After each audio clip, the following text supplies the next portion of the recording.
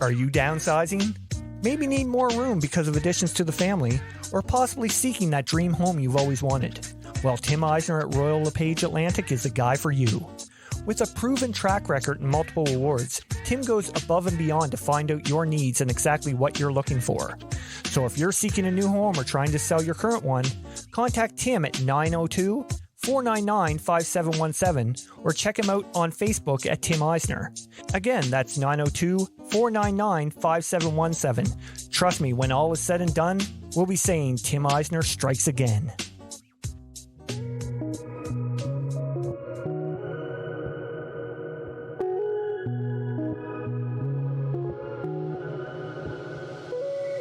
Hey, what's going on, everyone? Hope everybody had a fantastic weekend. Welcome to episode 71 of Outside the Chute. I'm your host, Randy Frame. This week's OTC Player of the Week comes to us from Pace, Florida, as Shelby McKenzie takes home the weekly award. Shelby hit .692 with 3 doubles and 3 home runs, while also allowing just 1 earned run over 12 in the third innings of work and striking out 12 while playing with the Birmingham Thunderbolts Premier 2024 Burns team last weekend at the Bolts Invitational in Birmingham, Alabama. Awesome job, Shelby.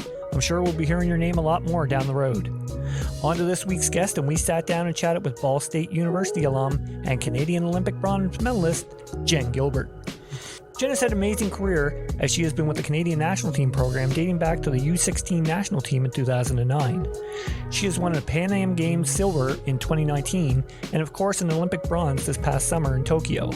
At Ball State, she helped guide the Cardinals to 3 Mid-American Conference regular season championships.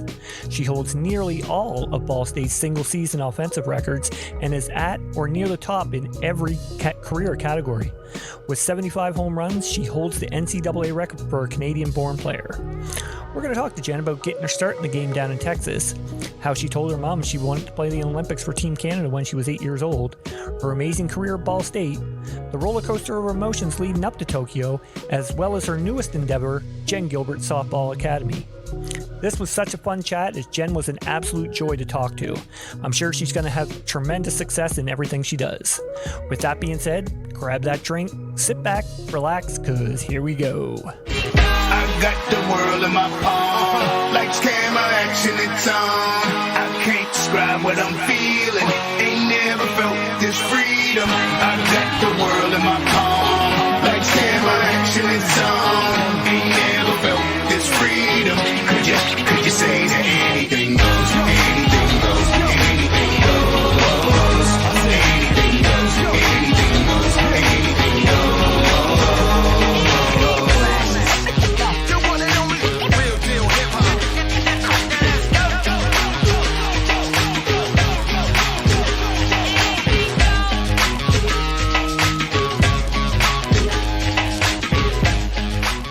All right, here we go. Jen, thanks so much for coming on the podcast. Thanks so much for having me. How are things going down in the great state of Texas? It is awesome. It's still warm enough where you can wear a t-shirt and shorts, and everybody's playing softball still down here. So yeah, I can't complain one bit. So jealous right now. Like I said before we started recording, we got frost in the ground up here now. So I'd love to be in shorts and a t-shirt. So what's been on the go since you got back from Tokyo? Well, I took a little bit of time off, went on a little vacation with my family because I got to see them for, I think it was like a couple months since I'd seen them.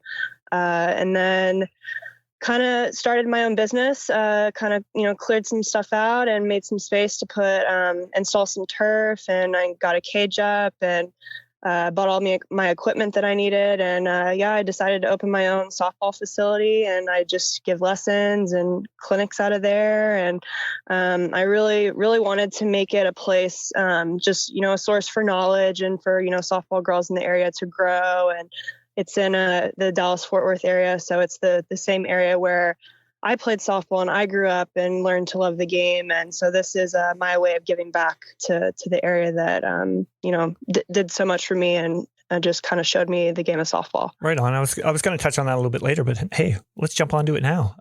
So it's all good.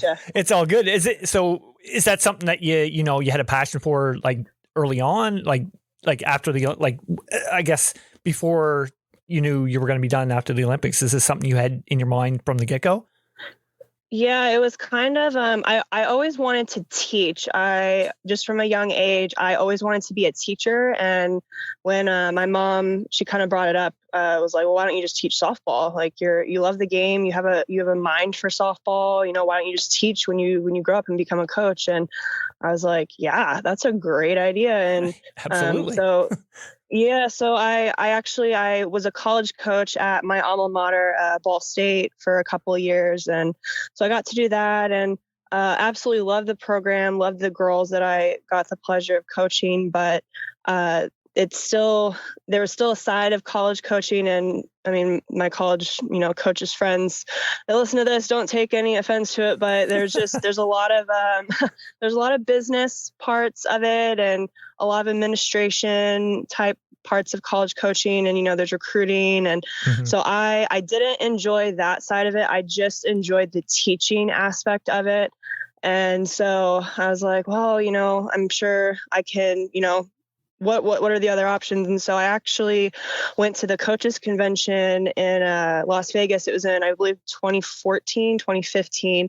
And I had listened to Jen Schroeder. She has her own facility in California. And I mean, it's just such a small softball world, because I ended up playing with her younger sister on my pro softball team, the Akron Racers. And so, yeah, I got to listen to Jen just kind of share her facility and her vision for the girls that come in and learn from her. And I was like, oh my goodness, I need to do something like that, like for North Texas. And so that was kind of always in the back of my brain. I knew that I couldn't really do it while I was still playing, because it was just, it just wouldn't be fair to the kids. I would, teach them during the year, and then during the summers I would have to leave them. So I kind of just always had that vision. And then when I knew that I was going to retire from playing after Tokyo, I was like, okay, this is time. Like I have no other commitments. I have no other obligations. I'm truly free to do whatever I want right now at this point in my life. And was like, I'm going to open my own business. So here we are. And it's been, it's been really, really great. We've had a lot of kids. I've grown really, really fast. I think we've been open for about 7 weeks now, and I have a little over 20 kids that are coming in for lessons on a regular basis. So yeah, it's been really, really good. I've been truly blessed with this. That's awesome. That's because I mean, I've interviewed Morgan Stewart and Ashley Burkhart, and they do I think they do the same thing. As far as given and they seem to be thriving. So I mean, you get to do it in the Texas area, and I'm sure like that's a hotbed for girls fast pitch. So I mean, I think you're going to be good. Yeah, I hope so.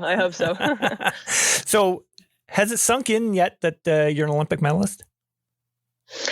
I think now it has. Just at first it didn't, but I think just with time and with just an example, the kids that I give lessons to, they ask me like, when do I get to see your medal? When do I get to see, or do you have your medal with you? And it's like, no, that thing is locked in my dresser. It is not coming out. Like, I don't want to lose it. Yeah. And like, I'll go and, speak to some teams, and, I'll bring it to, for them. But everybody asks. And so I think, just, with time and, people asking and, me just talking about it more and more, it's like, like I did this, we did this. And it's just, it's so cool. It's almost like everybody expects you to walk around with it on.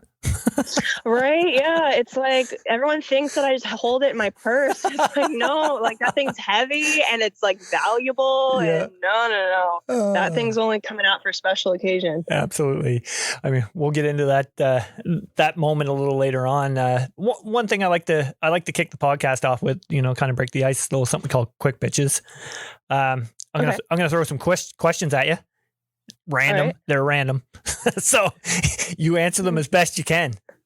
Alrighty. I'm kind of nervous, but here we go. That's all right. First one.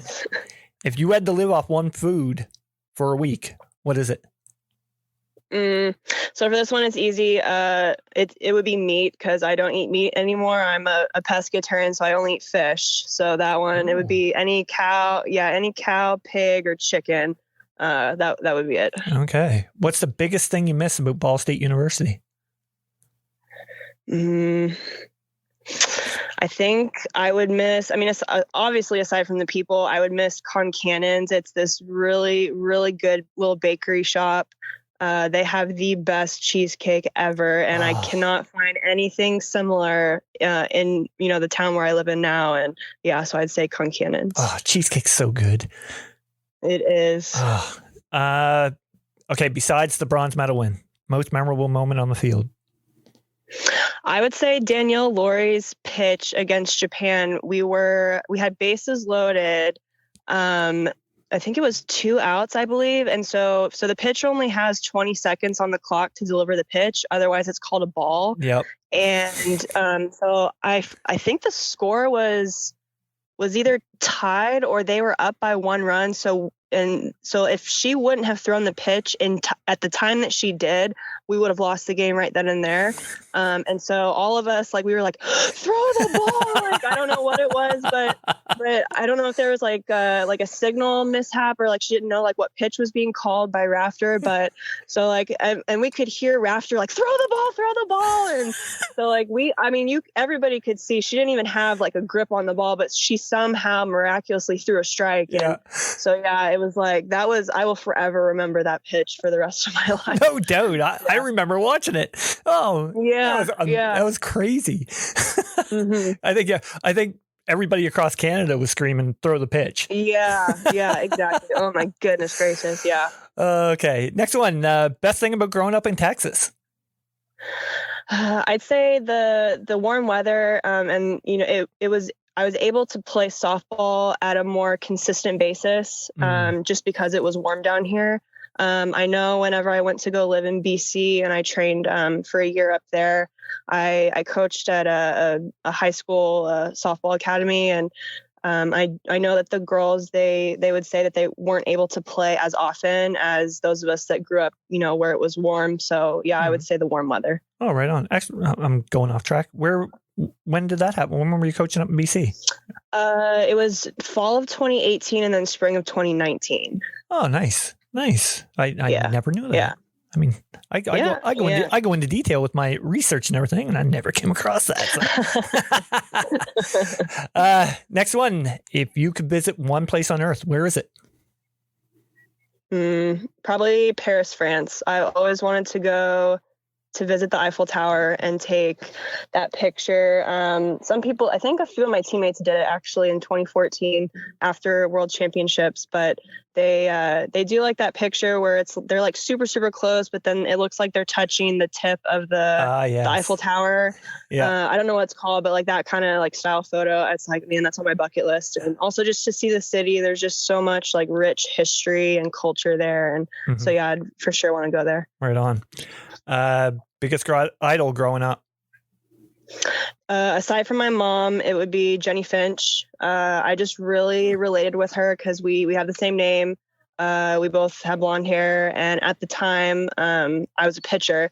So just really, I think the first time I saw her was when I was 8 years old, and she actually was the one that inspired me to play softball in college and for Team Canada, because I didn't know that softball was in the Olympics until I saw her play for Team USA. So nice. Yeah, it would be Jenny. Awesome. Do you have any pregame ritual or superstitions? Not really. I did when I was younger, but I kind of grew out of that a little bit as I got older. But I mean, I would listen to music, eat snacks, drink, whatever. I think it was a Red Bull I would drink, some kind of energy drink. But yeah, that would kind of be my routine. Just, listen to music or a podcast and then drink and snack. Right on. Last one. What's the biggest thing you're thankful for from the game? The lessons that it taught me. I wouldn't be the person I am today without softball. It taught me, about failure and how to deal with, when things don't go your way. It's made me a tougher human being. It's made me resilient and determined to do anything that I want to do in this life. It's given me friendships, relationships, taught me how to work with people and how to serve others, how to listen and be coachable, do what my coach is asking me to do. And I got to travel the world and got to see different cultures and how other people live. And it made me truly thankful for where I live and the opportunities that we have on this side of the globe. Absolutely. I mean, I say the same thing when it comes to the game. I mean, I wouldn't have got to see places, across North America that I would have never got to see before. And the friendships. I mean, that was the biggest thing. You know what I mean? Like the game gives a lot. Yeah, it really, really does. And I think I just love sports just in general so much, just because it really teaches you those life lessons that, the people that don't, get involved in sports or, in music or art or any of those other, passions, you don't get those lessons at a young age. No, absolutely. So let's get into your career. Every guest that comes on here, we like to ask them, tell us when and where you got your start in the game. Awesome. So let us know. Where'd you get your start in the Okay. Where'd you get your start in the game? All right. So we're going all the way back. We're going all the way back. All the way back. Okay. So I started playing softball around age 4 or 5. I had tried basically every other sport that you could possibly imagine. I'm an only child, so my parents wanted me to get out and socialize with the other kids.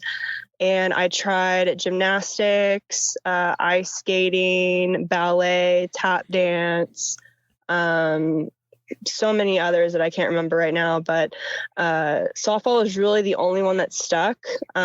We would, for the other activities, we would kind of like start to progress. And I was like, no, I don't want to do that. I just want to do, the little kid stuff, go play games, whatever, and kind of do my own thing.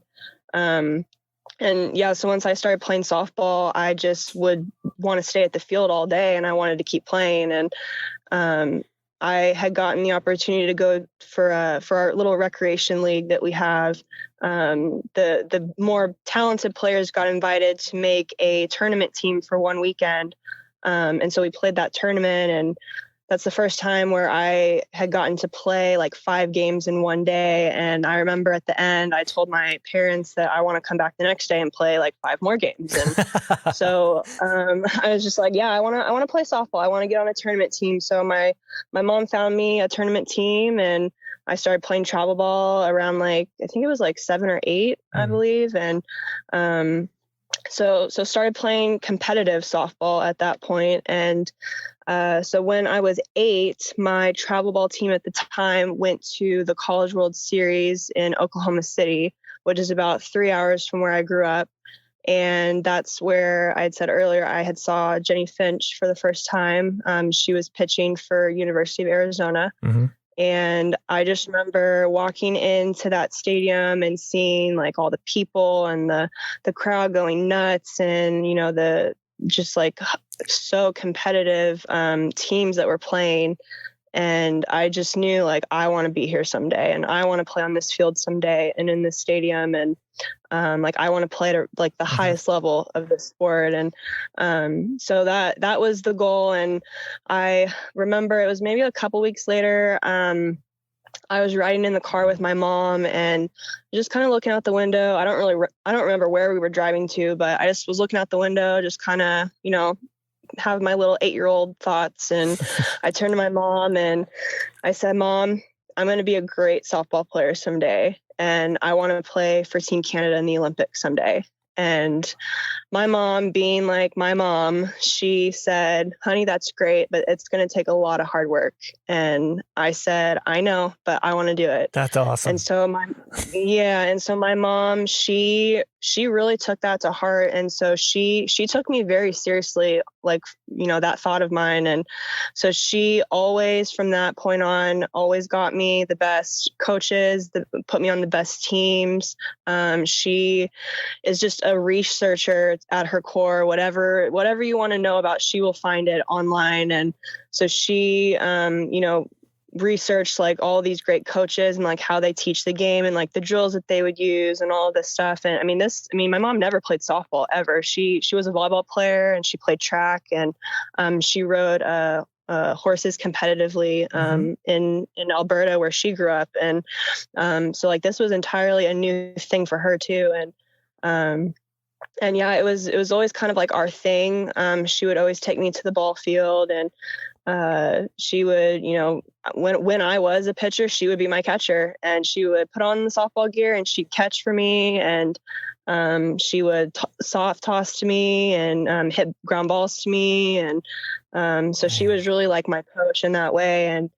And yes, I got on up, played high school ball, and then I got recruited to Ball State University, and so that was what was it? 2011 was my freshman year at Ball State. I graduated in 2014, and played for two awesome coaches, Craig Nicholson, who's a fellow Canadian, and Stephanie DeFeo. They both were such great mentors for me, taught me the game at, such a high level as well. And super competitive team. We won 3 conference championships when I was a player there. And so I have 3 really nice big rings in my dresser that I still get to look at, and graduated, had the honor of getting drafted to the Akron Racers in the MPF, and played for Joey Arrieta, who is still, again, one of my many mentors, and she's Mama Bear for me, and she always took such great care of our team, and always made sure that we had everything we needed, and just put together like such a special program for the racers, and then the Olympics got put back in, and was super, super grateful for that. And at the time, so that I believe that was in 2016, the Olympics got put back, and I knew that I had been a part of Team Canada since 2009. I kind of skipped over that little part, but 2009 was. I was going to get to it, so it's all good. Okay, good. I didn't know how much detail you wanted me to share about softball, but I'm gonna get to it all, Jen. It's all good. Okay, all right, awesome. Well, 2009. I was my first time playing for Canada, and then played for the Racers, and took a couple years away from Team Canada, and I just played solely in the MPF. And once the Olympics got put back in, I knew that this was my shot, and the dream was still alive and well, and it was something that I wanted to pursue. And so I tried it again for Team Canada in 2018, made the team, and the rest is kind of history, I guess. Right on. Actually, I want to jump back to, you mentioned 2009 there with the U16 Canadian National Team there. When did, you said that you told your mom you're going to play on the Olympic team when you were 8. You knew at that young of age that you could play for Team Canada, even though you grew up in Texas since you were 3. Right. Yeah. I get that question asked a lot, because I do have dual citizenship. My dad is American, my mom's Canadian, but I was born in Saskatchewan. So the summers before I started playing competitive travel softball, I would actually go spend the summers with my grandparents, who at the time lived in Alberta, just outside of Edmonton. It's a small town called Drayton Valley. And so I would actually I would travel all over Canada with them, because they would do dog shows. They breeded dachshunds, like the little weenie dogs. Best in show. And so I spent, I experienced Canada just traveling all over, and was very close with all my Canadian relatives. And so I just really learned, I had like a very big heart for Canada. And I think that's what kind of drew me to play for Team Canada, is, connecting with the country where I was born, and where, the relatives that I was really close with were from. Right on. So how did joining the U16 team come all about? How did that happen? Yeah, so when I was trying to get recruited to colleges, I was sent out emails to pretty much every Division I college that had the degree that I wanted to study, which was exercise science, biomechanics type. And so I sent an email, and at the end of every email, I would say that it's a goal of mine to play for Team Canada someday. Just really, it was actually my mom's idea. lo and behold. But it was kind of just to show that coach that, hey, like, I want to play at a really high level. I want to play for you. Like, this is how serious of a ball player I am, type thing. And so I had emailed Lori Sipple at University of Nebraska, and she was one of the coaches on Team Canada, the Olympic team, in 2008. And so she had saw that at the bottom where I put about Canada, and she had forwarded it to I believe the junior national team coach at the time, and just said like, hey, this is a kid, maybe, have a tryout and see, what happens, just kind of passing it along type thing. And so that actually had put me on the junior team roster. And they had actually invited me to come, not try out for the senior team in 2009, but just to get the experience, because that was Coach Smith's first year. So he was just starting. And all right. I guess they wanted to invite like some of the younger junior players just to, see and experience the senior team. So it wasn't a tryout for me. It was just like, come to this camp and get experience type thing. Right. And yeah, so then I was, put on the junior U19 or U16 roster that went to Prague in August of that year. So that's kind of how it worked out. Nice. That must have been, a pretty big deal to go to Prague at, at such a young age. It was kind of daunting at 16, 17 years old, because that I have some stories that are a little like, we were out trying to find a place for dinner in downtown Prague, and it was like 10 o'clock at night, and there's some sketchy people that come out late at night, and so, and there's all of us like little 16-year-olds running around with our parents, and it's like, oh my gosh, I want to go home. But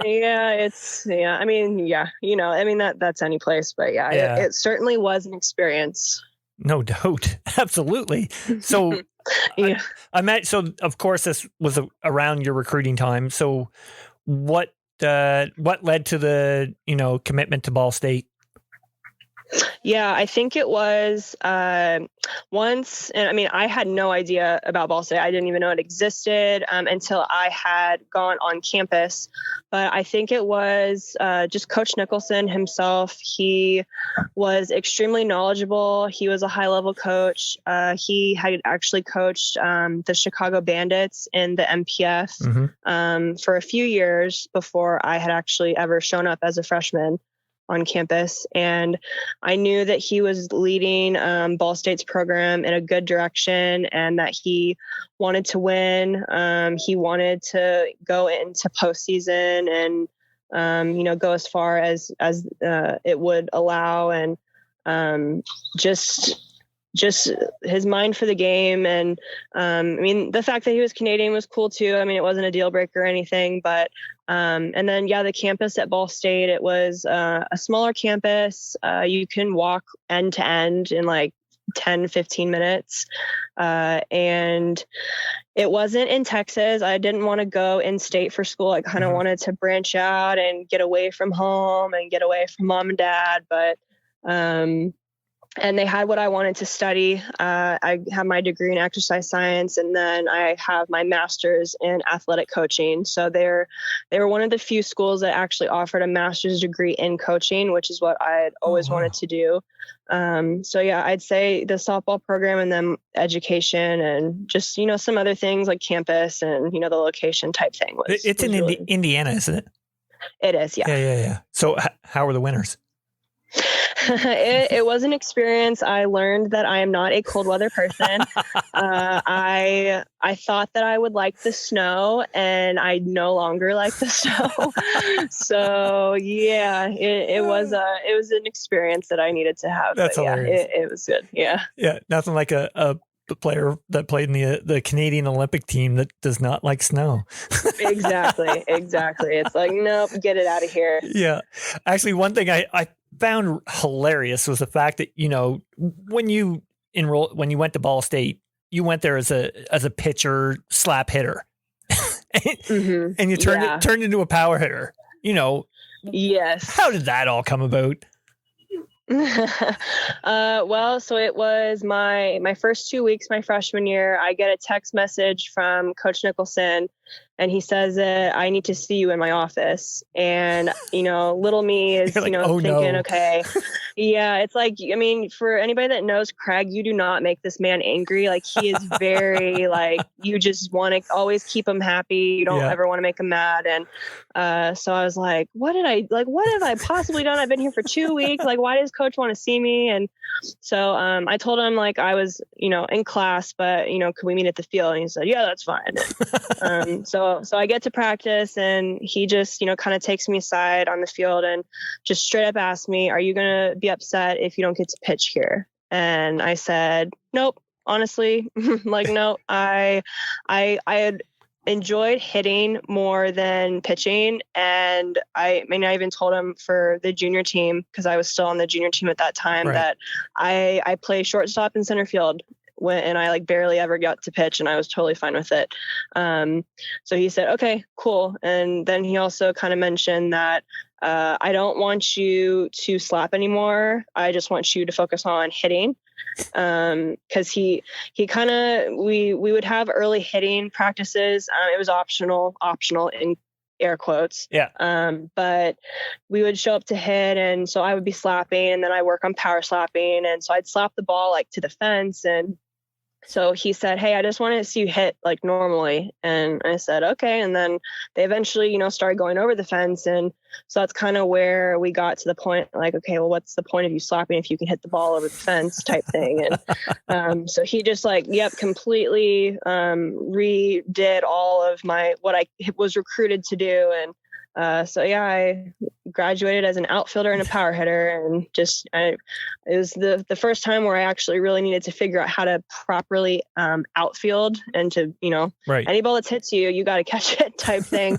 How to take proper angles in the outfield was my biggest thing that I needed to learn. But yeah, it all worked out. And I guess it did. I mean, that's pretty good coach's instincts right there. Yeah, I know. He's so smart. It's like he's annoyingly smart, but yeah. So, I mean, you go on to have an amazing freshman season. I mean, you hit 361, set school records for home runs, RBIs, that of course you go on to keep breaking later on in other seasons. But, what was your biggest takeaway from that first year? I think just learning my swing and learning how to become a disciplined hitter.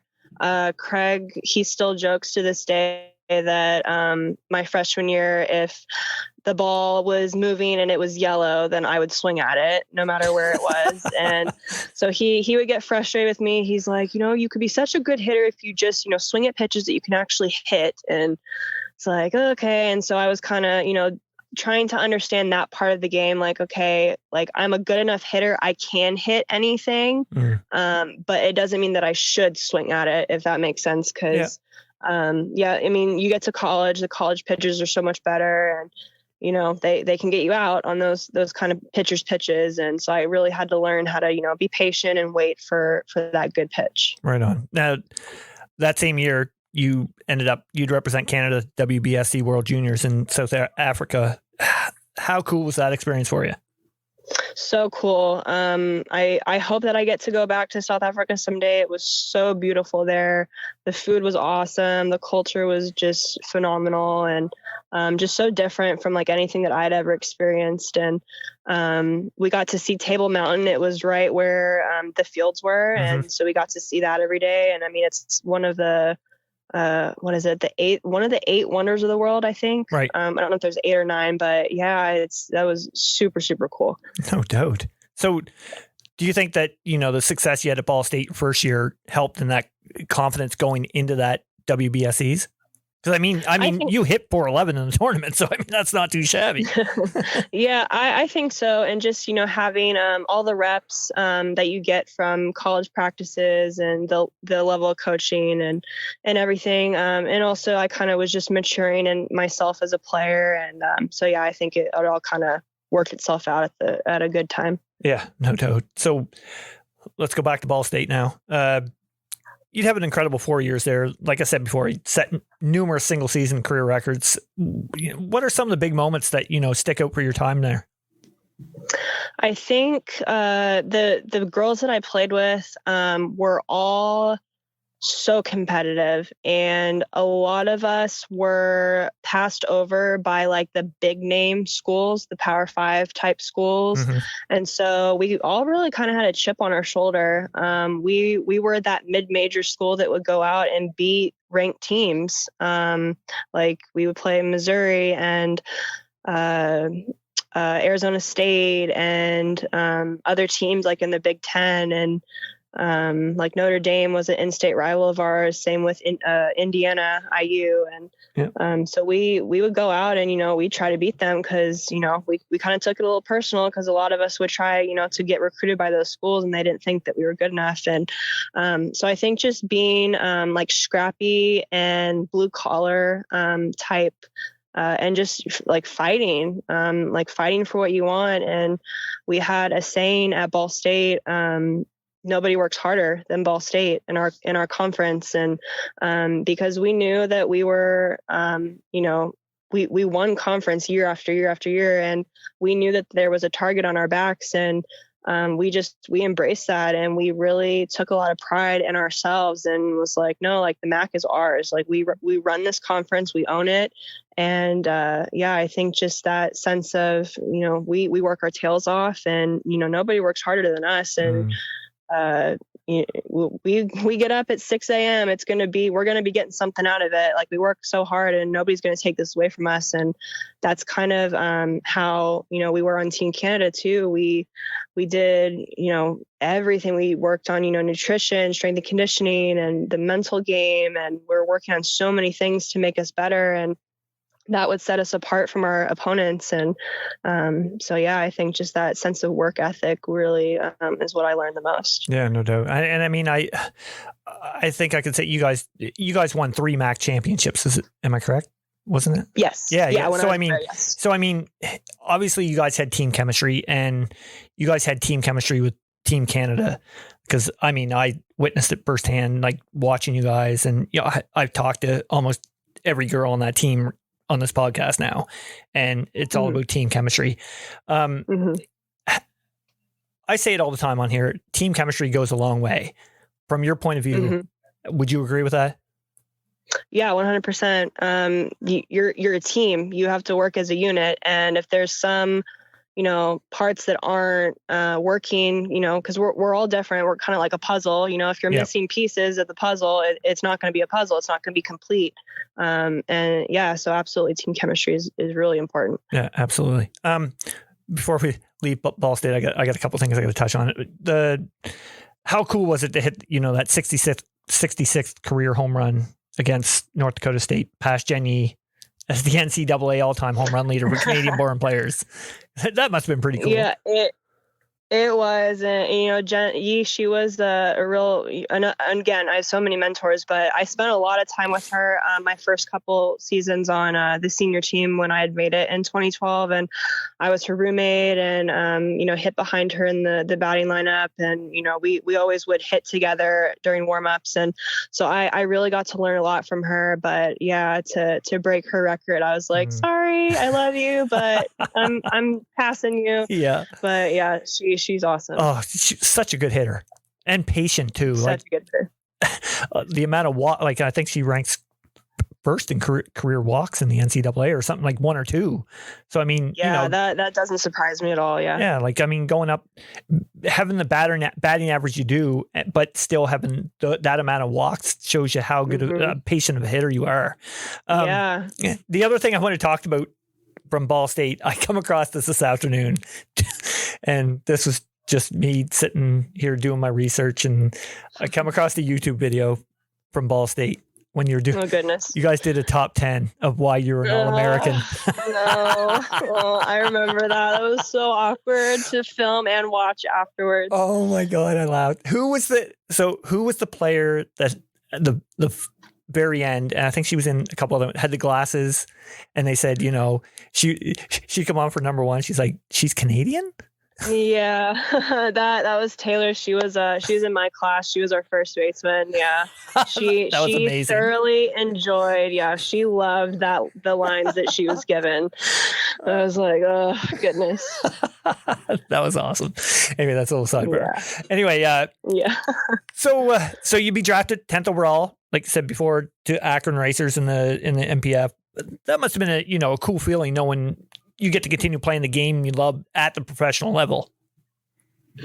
Absolutely. It was also special because the Racers Stadium, so Firestone Stadium, is actually where we would play our conference tournament every year. So again, just like more full circle kind of moments for me. Kind of getting my the stadium where my college career ended was the same stadium where my professional career began. So that's pretty cool. Just so awesome how that again just continued to work itself out. Just my softball journey, there were so many cool elements to it, and just really grateful. Yeah. How big of an adjustment was there making the jump from college to the pro ranks? There was a lot of growing pains, not going to lie. I went from, seeing college pitching kind of, you get your variation, some pitchers are average, some pitchers are super elite in the MAC conference. But when you get to pros, you're seeing the best in the game. Right. Week after week after week. So I really tried to hone in on really what Team Canada had taught me about hitting, just kind of taking those lessons. And there were, some other things too, that I needed to learn. I had zero mental game when I went to the pros. I had never failed, that much as when I went to pro ball. And so I really needed to learn how to handle failure. And that helped me develop into the player that eventually Team Canada needed me to be. And so it was hard. It was definitely some moments when I hated the game, not going to lie, but I eventually, got through it. I went through some personal things that I needed to go through, and I had, a lot of great teammates and other people to help me along. So yeah, it's something I needed to go through, definitely. Right on. So, speaking of teammates, was there anybody that you play with there that you were like, wow, I didn't realize they were this good? Well, I always knew that she was good, but Sammy Fagan, she came in my third year, I believe. She played at University of Missouri. Her and I, we were best friends, when we were playing together. And I just really admired how stoic she was. Just, you never really saw her get super, super emotional. She kind of just always stayed in the middle, which is what I wanted to be like. I didn't want to get super high or too down low. I just wanted to kind of stay steady, no matter what happened. And she was always, that person for me. It's just, she's very, very calming presence. So I was like, yeah, man. And her mental game was really, really great. And, so I, would pick her brain about, hey, what do you think when this happens type thing. And, so yeah, she taught me a lot too. Right on. Let's jump over to the Canadian National Team now. Okay. How special was it to get that call back in 2012 that you were named to the team? It was just absolute dream come true. Just, everything, coming together as it did. And it was just, such a dream come true. Yeah. So you play your first WBSC World Championships in Whitehorse. Did you enjoy it being light all the time there? It was definitely weird. I don't think I ever got used to it, but yeah, thankfully we had blackout curtains in our hotel rooms, and it's definitely a different world up there. Super pretty. But yeah, so different. So how was the as far as going into that environment and facing that competition for the first time, like at the senior level? How was that like? Yeah, it was definitely an experience for sure. I had kind of had an idea because we had played in, the World Cup of Softball in OKC and at Canada Cup in Surrey, BC. So I had kind of already knew what the competition was like. But I do know that entire summer I was fighting to stay on this team. And I wanted to be a starter and I wanted to be a contributor. And there, were some games where, I would sit the bench and kind of just be that role player, and whatever the team needed from me, I would do it. But I got to watch Mel Matthews, absolute superstar.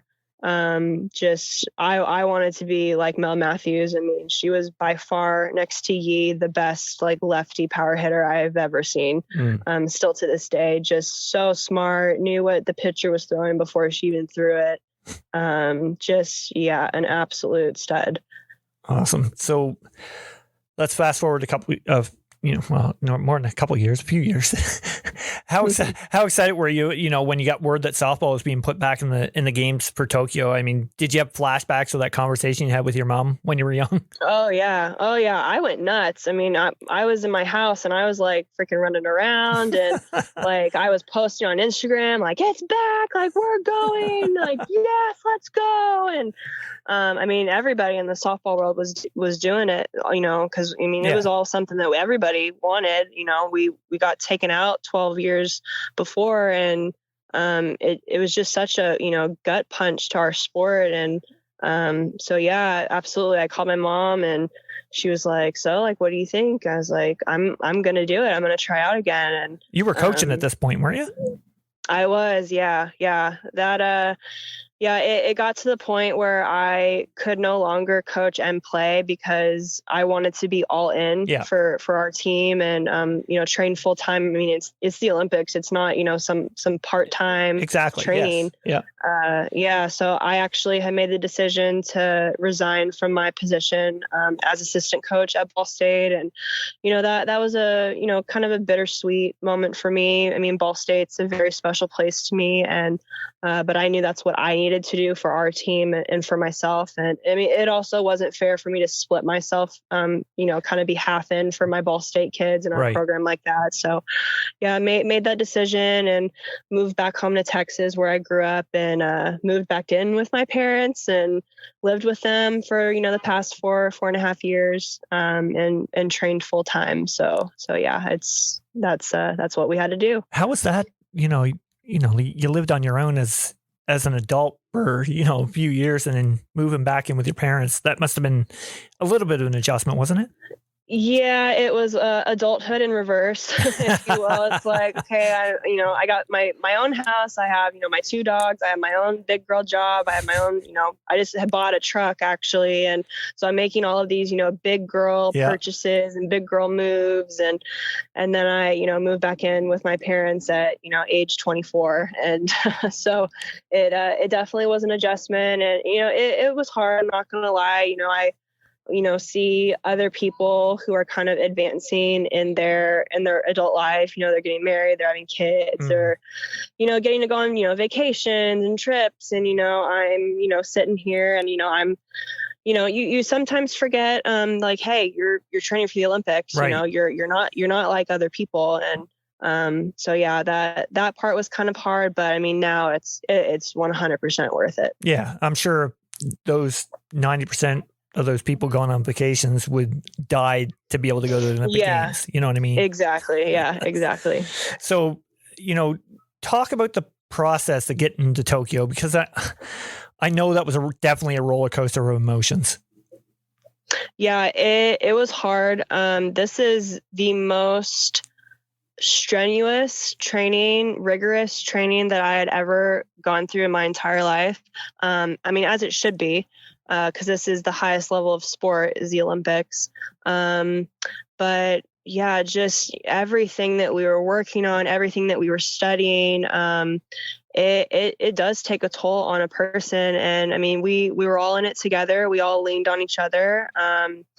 Again, that team chemistry piece is really important, especially when you're trying to do something for the first time. And, we wanted to medal for our country, and, no other softball Canada team had done that before. And, so, we get here and, here comes COVID. And so now we're were another year of training that none of us really prepared for. Things were shut down. We couldn't go to the gyms. We couldn't, go outside. We couldn't, the fields were closed. And it all kind of depended on where you lived. Like some people, live, where things are open, and other people live where, things are still shut down. And so it was really, our team got really creative. Like, hey, we can take a little bit of time off because we're not really sure what's going to happen. But then once we knew, okay, the Olympics are postponed. Okay, now we have to get back at it. And so our strength coach, he got creative and would send us quarantine workouts. And we did a lot of exercise with towels and, resisting towels. And there were some, hey, like, let's put stuff in a backpack and do back squats with it. And so just anything that we could do to still stay in shape and not lose any of the gains that we had made, type thing. Yeah, no doubt. So I wanted to ask you about your, right before the shutdown happened, your time in Halifax. Mm-hmm. Yeah. Did you enjoy the East Coast? I did. Yeah. It, aside from the snow, it was really, really cool. Just that was a kind of a place where I had never gone to. Yeah. And I've always really spent my time in either Ontario, Alberta, or BC. And yeah, we got to go to a few field hockey games. I think I forget the name. Thunderbirds, and yes, you went to the Mooseheads game as well. I think the hockey game. Yeah. Yes, and then we also got to see the Paralympic women's volleyball team qualify for the Olympics. Right. Yes. Yeah. So that was really fun, and we all took a picture together afterwards, and we got to live in the military base, and that was an experience all in itself. And I was like, I probably won't do this again, but it was good. It was awesome. Yeah, nothing like putting you over there over by Dartmouth, out in the middle of nowhere. Like, come on. But they should have put you guys up in like downtown Halifax. Come on. I know. I was like, please, but yeah. Oh, well. So you guys, you get to the Olympics. Walk us through that. How awesome was that experience? Yeah, it was so cool. There were certain elements that were different, obviously, with, the pandemic going on, but we fly in, we get to the airport, we're, having to go through tests, and we had to wait for those tests to come back. We had to be very careful because we weren't allowed to kind of venture off. I mean, we had security guards that were kind of walking behind us and to the sides of us, just to, make sure that we wouldn't go anywhere that we weren't supposed to go. Cause the law there was, you don't have to quarantine for a week, 2 weeks, but you can't go anywhere else aside from your hotel to your training facility and back. Right. So, I mean, obviously we were fine with that. We get on our bus, we traveled to Anjo City, which was about 6 hours from the airport. So, that travel day was rough. It was, I think, 36 hours total, because we were in Fort Myers at the time. We had driven to the Orlando airport, which was 3 12 Then we flew from Orlando to LAX. So that was, I believe, 5 hours. And then I think it was like a 12-hour flight from LAX to Tokyo. Yeah. And then Tokyo to Anjo City was 6 hours. So, I mean, we were just absolutely ready to hit the bed when we got there. And we were there for, I believe, a week and a half in Anjo City, and they were just so great to us, that city. They provided really great food for us. We got to play against some of the other Japanese pro teams in the Japanese softball league. Mm-hmm. Then we went to the village, and we got to experience that, and just so cool seeing, all the buildings, and the gift shop was, they had everything that you would possibly want to get for loved ones. And It definitely was different not having our family members there. But I mean, at least we got to do the Olympics. But I mean, there was that sense of, okay, nobody's in the stands. It's different. You're not used to playing in an empty stadium for the Olympics, but and then, we didn't actually go to the opening ceremonies because we had an early game against Australia the next morning. So we decided to not go. So we were watching that on TV. So, I mean, it definitely was not how we envisioned our Olympic Games, but at least we got to compete. So that was good. Yeah. Do you wish you had got to go to the opening ceremonies? Of course. I mean, that's a silly question. Of course you do. Yeah, of course. I mean, same thing with going to, to the other venues and watching other sports. I mean, that's just what you do. And I mean, we didn't, which, again, at least we got to compete, but there was, that certain sense of, you're kind of missing out a little bit, but I mean, I talked to Erica on here since the Olympics and a couple of girls from the Australian national team or the Olympic team. And, I said the same thing. I thought the coolest thing about watching it on TV was being able to hear you guys talking. If there had been a crowd, we wouldn't have heard anything. So, I mean, being able to hear, you guys cheering on your teammates or, yelling stuff to one another. I thought that was a pretty cool aspect of it. Yeah, absolutely. I didn't know that you guys could hear us. So hopefully I said something that was good. No, I mean, it was just, it's just, you'd be able to hear this and that. And I just, as a fast pitch player and a fan, of course, being able to hear that, I thought that was, a really cool aspect of it. Nice. Cool. Now that, I mean, we talked about everything leading up to there. How special was that moment when Dan got that final strikeout to claim the bronze medal for you guys? Yeah, I mean, there aren't any words aside from, I mean, this is what we had worked so hard for the last, I mean, you can say the last 4 years, but really we've been doing this since, we first realized that we wanted to play in the Olympics. Yeah. I mean, for me, it was 21 years. I mean, I was 8 years old. So, I mean, it was a 21-year-long journey for me. Just, all the parts of my softball career, travel ball, high school, college, pro, and then, all of my Team Canada years.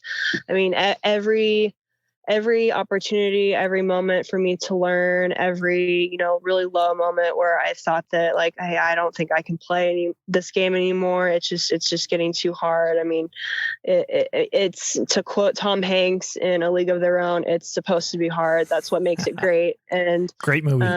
It's one of my favorites, but I mean, it just was the cherry on top of like a great career. And I mean, I had decided beforehand to retire, but I mean, what better way to retire from the game than, winning a medal for your home country. Absolutely. How happy was your mother? Oh, she cried. I imagine. I know. I FaceTimed her when we were done the medal ceremony and they, the cameras were off and they were letting us, go around the field and take pictures with all the parts of the fence that said Tokyo on it. And so I had FaceTimed her. I was like, hey, Mom. And I held up my medal and she's like, oh my goodness, that's so great, Jennifer. And that's, man, it was so great. And it was like, here's the field. And she's like, I don't want to see the field. I want to see your medal. And it was a special moment for her. Cause I was like, man, I gotta show her. Cause this is really, this is credit to her. Cause I mean, without her, I don't think I would have gotten here. Absolutely. I mean, she definitely played a big role in your career, right? No, for sure. I mean, in life too. I mean, she's my best friend. I aspire to be, a woman like her and just like so selfless, so devoted to serving others. And she's an incredible woman. That's awesome. So what's in store for you now? I mean, primarily focused on the academy, looking to get back into coaching, maybe both. What's in store? Yeah, I think I this is what I want to do. I mean, I go to work and it doesn't feel like work, and I mean that's when you know that you're doing something right. And Yeah. I enjoy all of these kids. I pray every night that I'll be a good steward of their softball talent that they've been gifted with, and I hope that they get to wherever they want to go. If they just want to play, just till high school, they don't want to go to college. They want to go to college. They want to try to play past college, whatever route they want to take. I want to be there for them and, be a mentor for them, outside the lines too. So, but yeah, I think just for now, just, growing this business, seeing, what impact it can have on the community, and just, see where it goes from there. That's awesome. I'm sure you're going to do well. Thank you. Little something we're going to end the podcast with. We do it with every podcast. We call it player association. I'm going to throw out some names to you, and you say as much or as little about them as you want. It's easy. Okay. All right. Sounds good. First one, Audrey Bickle. She's my best friend. I love her. She's so funny. Probably one of the funniest people that I know. She lives 4 hours from me, so I get to visit her all the time, that I get to. And she'll be, real close with me for life, whether she likes it or not. Awesome. Next, Megan Bartlett. Such a great boss. She was my boss at Ball State. So encouraging, so positive all the time. Such a great mind for the game. Always wanting to learn, super competitive, and just I was really, really great that she was my first boss for my first job coaching. Excellent. Next one, somebody who's having a little special day today, Kelsey Harshman. She another funny she's just so funny. So we have so much in common. We both are dog moms. She has 2 dogs. I have 2 dogs. Nice. We're both really close with our moms. We both are like, what did people call us? We're like just such movie people, like show people. I have her password for Netflix and I use it all the time. Same with like Plex. Like she just has all the media, or like all the TV show streaming networks. She has all of them. And I'm like, Kelsey, tell me what show I should watch next. And I'm bummed that I'm missing her wedding. I guess, she's already married, but this is now her post-COVID, post-quarantine wedding. But yeah, she's so funny. Very, very loyal friend. That's awesome. I'm trying to get her on the podcast. So put in a good word for me. I will. Next, newly appointed head coach of the Canadian National Team and your teammate, Kaylee Rafter. I'm so happy for Raf. I remember I know. I was driving down the road when she FaceTimed me to tell me, and I just about dropped my phone, which I mean, I'm glad I didn't, because it's I just got the new iPhone and it's pretty expensive. So I'm glad I didn't drop it, but $4,000. I know, right? Just freaking throw it out there. Yeah. But just nobody more deserving than her. Absolutely. Totally agree. I've learned so much from the game from her. She's just so smart, and she can just see things that others don't see. She would, tell us where to shift based on whatever hitter we were facing. And, she made, plans, and she'd observe film for us. And she was Superwoman. And, she's so well equipped, and I'm so excited that our program is in her hands. Oh, the program's in fantastic hands with Kaylee. Fantastic hands. Unreal. Yes. Unreal. Last one, our next female guest on the podcast in a few weeks, Emma Ensminger. Emma, she has grown so much in the last, I think 5 years that I've known her. She's just worked her tail off. She is by far the best third baseman in the world. I just remember sitting on the sidelines, because we, as the outfield, we would do our defense warm up on the field first. And then we just kind of sit off on the foul line area. And I would just watch her throw she'd pick up a ball and then throw it completely sideways. And I'm just like, how do you do that? Like, I want to do that. And she's such a stud. She's going to be like such a superstar. I mean, she already is a superstar, but I mean, she's going to be a legend. I hope she plays for like 10 more years because she's going to be a name that people in softball remember for a long time. 100%. She's awesome. Yeah, absolutely. Anyway, Jen, I got to thank you for coming on. I mean, you're a big part of the game up here in Canada, and you know, I wish you nothing but happiness, success moving forward, and best of luck and everything, you know, with the academy and everything. And again, thank you for coming on. You're welcome. Thank you so much for having me. All right. Take care. Thank you. I read the rules before I broke them. I broke the chains before they choked me out. Now I pay close attention, really learned the code. I learned to read the map before I hit the road. Hey yo, I know you never heard this before, but I'd rather lose a fight than miss the war. And I ain't wishing competition or fishing for it. I'm just living in a system, conditions are poor. I've been lost in the rhythm and misinformed. Too many late nights hitting the liquor store. Too many bad decisions, half-ass attempts. No sweat, no fear, no blood, no tears. I go hard, and I ain't making up no excuse. I'm overdue, I don't do what I'm supposed to do. Cause if you think about it, man, we're supposed to lose. It ain't all picture perfect ocean views. No, I was a first-class rookie, taking out bullies in my all-black hoodie. Man, a mystery, you know the history. Get it or forget it, cause poof, I'm out of here. I read the rules before I broke them. I broke the chains before they choked me out. And I paid close attention, really learned the code. I learned to read the map before I hit the road. We say,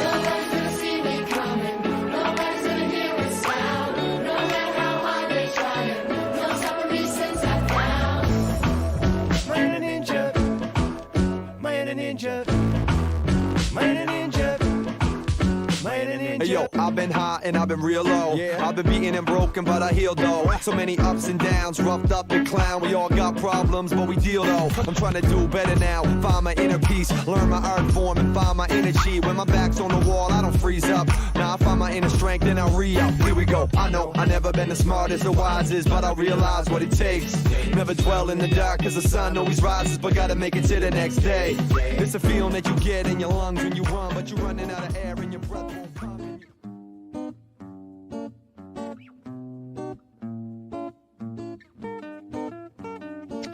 Are you downsizing? Maybe need more room because of additions to the family, or possibly seeking that dream home you've always wanted? Well, Tim Eisner at Royal LePage Atlantic is the guy for you. With a proven track record and multiple awards, Tim goes above and beyond to find out your needs and exactly what you're looking for. So if you're seeking a new home or trying to sell your current one, contact Tim at 902-499-5717 or check him out on Facebook at Tim Eisner. Again, that's 902-499-5717. Trust me, when all is said and done, we'll be saying Tim Eisner strikes again.